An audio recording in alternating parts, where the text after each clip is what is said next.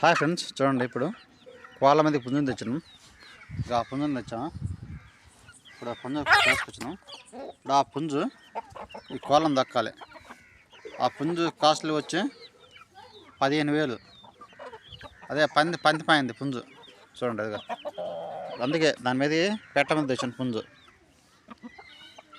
ఇదిగా పెట్ట మీద పెట్టలు దొరకటంలా పుంజుకి. అదిగా పుంజు మంచి పుంజే, కానీ దొరకటంలా. పెట్టలని ఇప్పుడు పెట్టలు దక్కాలి.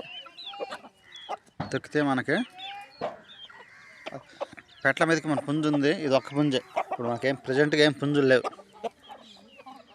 చూస్తున్నాం, ఇంకా ఇది తొక్కటం లేదు. పెట్టలు దొరకటంలా. ఇదిగా చూడండి పుంజు ఎట్లా ఉందా